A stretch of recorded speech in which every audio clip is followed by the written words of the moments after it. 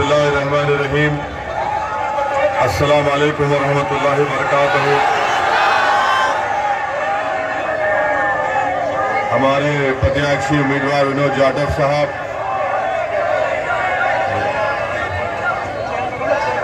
और हस्तिनापुर के मजलिस इत्तेहादुल मुस्लिमीन के तमाम जिम्मेदारान जनाब शौकत अली साहब अध्यक्ष उत्तर प्रदेश, मेरे दोस्त मेरे साथी मोहतरम इम्तियाज जलील साहब जो एमपी हैं औरंगाबाद के, और मौजूद हाज़रीन इकराम मेरे गयूर नौजवान साथियों, मेरे अजीज दोस्तों और बुजुर्गों, आपका बेहद शुक्रिया कि आपने अपना कीमती वक्त निकालकर आज इस इंतखाबी जनसभा में जो इलेक्शन कमीशन की इजाज़त से मुनक़्क़द की जा रही है, आपका शुक्रिया।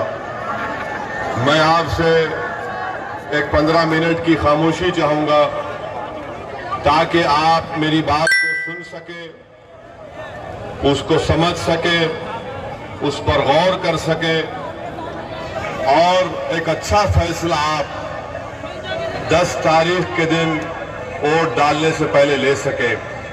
तो यहाँ पर हमारे जो पुरजोश नौजवान सामने खड़े हैं, मेरी आपसे गुजारिश है कि 15 मिनट तक आराम से मेरी बात को सुने और डाइस पर किसी को हटाने के लिए मत कहिए, रुक जाइए, तो सुनिए हमारी बात। मेरे अजीज दोस्तों और बुजुर्गों, आप जानते हैं कि मजलिस इत्तेहादुल मुस्लिमीन ने इस विधानसभा के चुनाव में हमने भागीदारी परिवर्तन मोर्चा बनाया, जिसमें बाबू सिंह कुशवाहा साहब को हमने कन्वीनर बनाया। और बाबू सिंह कुशवाहा साहब, उत्तर प्रदेश की जनता अगर उनको और हमको इस परिवर्तन मोर्चा को अपने दुआओं से, अपने आशीर्वाद और वोट से नवाजती है, तो इंशाअल्लाह ताला पहला उत्तर प्रदेश का मुख्यमंत्री 2.5 साल के लिए बाबू सिंह कुशवाहा होंगे जन अधिकार पार्टी के, और 2.5 साल के लिए दलित समाज का एक शख्स मुख्यमंत्री होगा। साथ में हमने ये भी तय किया कि 5 साल में 3 डिप्टी चीफ मिनिस्टर होंगे, जिसमें एक मुस्लिम अल्पसंख्यक समाज का होगा और 2 पिछड़े समाज के रहेंगे। तो ये भागीदारी परिवर्तन मोर्चा तमाम कमजोर लोगों को मिलकर बनाया गया है, उन लोगों को जमा किया गया है जिनके साथ सामाजिक न्याय के नाम पर धोखा दिया गया। वो तमाम कमजोर एक जगह पर जमा हुए हैं अपने हक को हासिल करने के लिए, और मजलिस इत्तेहादुल मुस्लिमीन हिस्सेदारी की लड़ाई लड़ रही है। मजलिस इत्तेहादुल मुस्लिमीन भागीदारी की लड़ाई लड़ रही है। मजलिस इत्तेहादुल मुस्लिमीन किसी मजहब के ना खिलाफ थी, ना रहेगी इंशाअल्लाह ताला। हम एक मजलूम आवाम को, एक कमजोर तबकात को, जिनको दबाया गया, जिनको कुचला गया, जिनको उनका हक नहीं दिया गया, जिनको इज्जत से महरूम कर दिया गया, और जिनके ताल्लुक से ये कहा गया कि तुम्हारा काम सिर्फ दरी बिछाना है, आज ओवैसी आपके दरमियान में आकर कह रहा है, आज असदुद्दीन ओवैसी आपके दरमियान में आकर कह रहा है कि हम दरी नहीं बिछाएंगे। क्या आप दरी बिछाएंगे? क्या आप दरी बिछाएंगे? क्या आप कुर्सी पर बैठेंगे? क्या आप यहां से अपने विधायक को कामयाब करेंगे? क्या आप उत्तर प्रदेश की विधानसभा में आपकी आवाज को पहुंचाएंगे? तो मेरे अजीज दोस्तों और बुजुर्गों, बीजेपी के लोग कहते हैं, क्या कहते हैं कि नून नहीं खाएंगे, मित्रों को जिताएंगे। और सपा के लोग कहते हैं कि भैया हमारी जवानी तुझ पे कुर्बान। मजलिस अब कहती है कि ना नून रोटी खाएंगे, पतंग को जिताएंगे, ना दरी बिछाएंगे। तो आज आप देख रहे हैं कि यहां पर हस्तिनापुर में बीजेपी का विधायक है जिनको मंत्री भी बनाया गया। मैं उस विधायक से पूछना चाहता हूं, बताओ तुमने हस्तिनापुर के लिए क्या किया? अरे तुम्हारी 6.5-7 साल की सरकार हो चुकी है। 7 साल में तो बच्चा दौड़ना सीख जाता है, बात करना सीख जाता है। और ये डबल इंजन की सरकार हस्तिनापुर में एक रेलवे की लाइन नहीं डाल सकी। निकम्मा है विधायक बीजेपी का, एक रेलवे की लाइन नहीं डाल सकी। और योगी और मोदी कहते हैं डबल इंजन की सरकार। अरे तुम्हारा इंजन मीरठ में रुक गया, हस्तिनापुर क्यों नहीं आया? तुम्हारा इंजन मीरठ में रुक गया, हस्तिनापुर नहीं आया। मेरे अजीज दोस्तों और बुजुर्गों, हस्तिनापुर हमारे हिंदू भाइयों के लिए तारीखी जगह है। मोदी काशी को जाते हैं, योगी मथुरा की बात करते हैं, हस्तिनापुर को कृष्णा सर्किट में शामिल क्यों नहीं किया आपने? आपको सिर्फ वही मुद्दे चाहिए जहां पर दो फिरकों में तनाव बढ़ता रहे। आज ये सोचना पड़ेगा आपको। और सबसे असली बात यह है कि हस्तिनापुर में डिग्री कॉलेज नहीं है। हस्तिनापुर विधानसभा में बाबा साहेब अंबेडकर के नाम पे कोई स्कूल नहीं है, कॉलेज नहीं है। मैं आपसे वादा कर रहा हूं, हस्तिनापुर की जनता से वादा कर रहा हूं कि आप मेरे भाई को कामयाब करिए। बाबा साहब के नाम से स्कूल और कॉलेज भी कायम किया जाएगा इंशाअल्लाह। मेरे अजीज दोस्तों और बुजुर्गों, मैं आपसे ये भी गुजारिश करने आया हूं कि 5 साल से आप बीजेपी की सरकार को देख रहे हैं।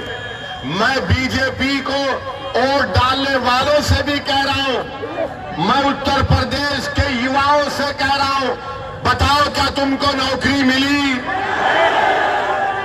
तो क्या 5 साल पहले मोदी और योगी ने नहीं कहा था कि हम 70 लाख उत्तर प्रदेश के युवाओं को नौकरी देंगे? झूठ कहा था। ये झूठों की पार्टी है, ये भारतीय झूठी पार्टी है। इन्होंने अब तक 5 साल में 70 लाख नौजवानों को नौकरी नहीं दी।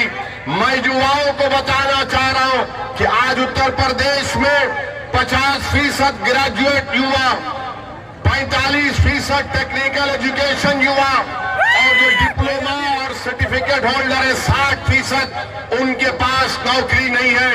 तो क्या करते हैं योगी आदित्यनाथ? जब युवा उत्तर प्रदेश का नौकरी पूछता है तो कहते हैं कि मैं वेस्टर्न यूपी में मई और जून में सर्दी पैदा कर दूंगा। हम बाबा को कहना चाह रहे, बाबा आप मौसम वैज्ञानिक बन जाइए। फिर आप युवाओं को नौकरी नहीं दे सके तो कहते मई जून में गर्मी पैदा कर दूंगा। बाबा सुनो, ओवैसी तुमसे कह रहा हूं, अब हम जो गर्मी पैदा कर दिए वो सुबह कयामत तक रहेगी। अब ना सर्दी इस गर्मी को कम करेगी, ना तुम्हारी गर्मी इस गर्मी को कम करेगी। ये गर्मी अब जो पैदा हो चुकी है ये दिल से पैदा हुई और कम नहीं होगी इंशाअल्लाह। तो मेरे अजीज दोस्तों और बुजुर्गों, सुनिए और मेरे अरे हमारी बात सुनिए। हम आपसे ये बताना चाह रहे हैं कि मोदी और योगी डबल इंजन की सरकार उत्तर प्रदेश के लिए नाकाम साबित हुई है। हम आपसे ये भी वादा कर रहे हैं कि हमारा सबसे बड़ा मकसद एक ही है कि हमारा जाटव भाई यहां का विधायक बने और दोबारा योगी उत्तर प्रदेश का मुख्यमंत्री ना बने।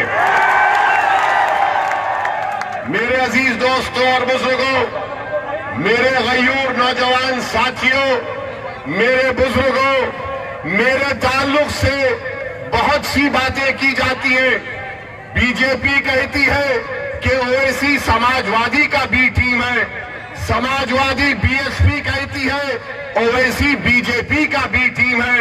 मैं इन लोगों से कह रहा हूं, याद रखो, दुनिया की कोई ताकत ना दौलत असदुद्दीन ओवैसी के जमीन और ईमान को खरीद सकती है।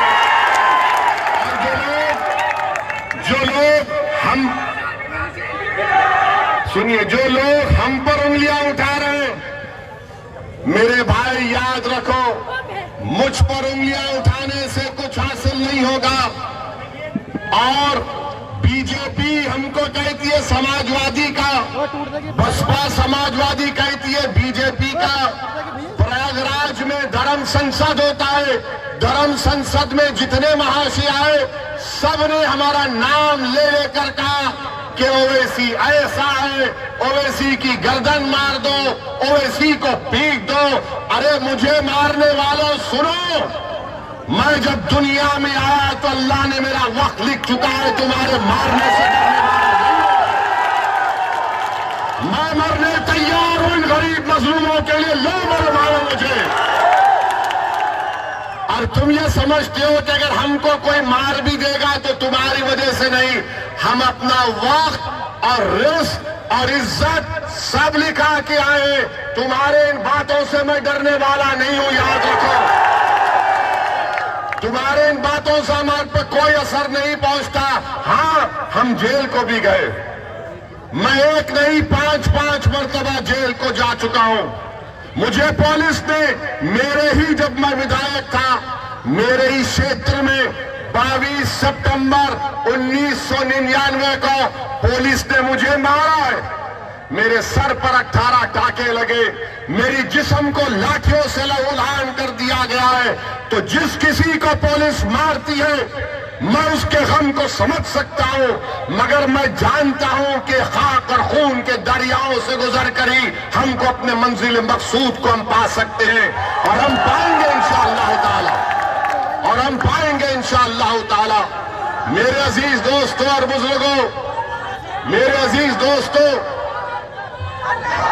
मेरे अजीज दोस्तों और बुजुर्गों, प्रधानमंत्री सबके बारे में बोलते हैं मगर लफ्ज चीन नहीं कह सकते। चीन की फौज भारत के इलाके में बैठी हुई है, डेप्सांग में, डेमचाक में, हॉट स्प्रिंग में, मगर प्रधानमंत्री उनको लाल आंख नहीं दिखाते। प्रधानमंत्री 56 इंच सीना चीन को नहीं दिखाते। प्रधानमंत्री जी चीन को दिखाओ 56 इंच, हमको मत दिखाओ, उनको दिखाओ, चीन को उखाड़ कर फेंक दो।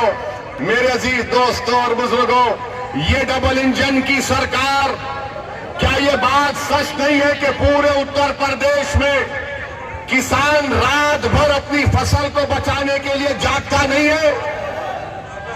किसान रात भर जागता है, क्यों जागता है? कि कहीं जानवर आकर पूरी फसल को ना खा ले। क्या ये बात सच नहीं है कि योगी की सरकार ने कुरैश बरादरियों के कारोबार को तबाह बर्बाद करके रख दिया? क्या ये बात सच नहीं है कि हमारे अंसारी भाइयों के पावरलूम को तोड़ तोड़ कर बेच दिया गया? बताओ मेरे अजीज दोस्तों और बुजुर्गों, आपको एक अच्छा फैसला लेना है। और आपको एक बात बताना चाहूंगा कि ये समाजवादी बसपा के लोग बोलेंगे ओवैसी मिला हुआ है। हाँ, मैं अल्लाह से रिश्ते से मिला हुआ हूं, मिला हुआ नहीं हूं मैं ओरिजिनल हूं। तुम मिले हुए हो, तुम मिले हुए हो। बताओ, क्या असदुद्दीन ओवैसी के घर की शादी में मोदी आए थे या अखिलेश के घर में आए थे? क्या मुलायम सिंह यादव ने पार्लियामेंट में खड़े होकर नरेंद्र मोदी को आशीर्वाद नहीं दिया कि जीत जाओ, दोबारा प्रधानमंत्री बन जाओ? क्या मैंने दिया? हम मिले हुए। मेरे अजीज दोस्तों और बुजुर्गों, समाजवादी पार्टी, बहुजन समाज पार्टी यही चाहते हैं कि अल्पसंख्यक समाज को कैदी बनाकर रखा जाए। तोड़ो इन गुलामी की जंजीरों को, तोड़ दो, नेता बनो। मैं तुमको नेता बनाने आया हूं। मैं अपने लिए नहीं आया हूं, मैं आपके लिए आया हूं। और इंशाअल्लाह ताला जब तक अल्लाह जिंदा रखेगा मैं आता रहूंगा, गरीब मजलूम आवाम के लिए लड़ता रहूंगा। आपके हुकूक की लड़ाई है, हिस्सेदारी की लड़ाई है। बताओ सपा बसपा वालों, क्या तुम एक अल्पसंख्यक समाज के और 2 पिछड़े समाज के लोगों को डिप्टी चीफ मिनिस्टर बनाओगे? बताओ अखिलेश, बताइए बहुजन समाज के लोगों, क्या तुम बनाओगे डिप्टी सीएम? तो बोलेंगे नहीं नहीं, हम हैं ना तुम्हारे लिए। आपको आपका हिस्सा नहीं देना चाहते। मैं आपसे अपील कर रहा हूं कि आपने 5 साल में, बल्कि 6.5 साल में, आपने 2014 में, मैं आपसे 3 सवाल करूंगा, आप जवाब देंगे। इसका जवाब देंगे ना? 2014 के पार्लियामेंट के इलेक्शन में क्या हस्तिनापुर के आप जितने लोग यहां पर और जहां तक मेरी आवाज जा रही है, क्या आपने बीजेपी को वोट दिया था? कितनों ने नहीं दिया? हाथ उठाइए, यहां भी हाथ उठाइए। तो मोदी, तो बीजेपी 75 पार्लियामेंट की सीट कैसे जीती? कैसे जीती? कैसे जीती? हम लड़े? क्या हम लड़े थे? तो आपके वोट, उसकी क्या अहमियत, उसकी क्या कीमत? कोई नहीं अहमियत उसकी। 2017 में क्या अखिलेश और राहुल गांधी नहीं मिले और मिलकर गाना नहीं गया कि यूपी को इन नौजवानों का साथ पसंद है? कौन जीता? बीजेपी जीती। क्या आपने 2017 के विधानसभा के चुनाव में आपने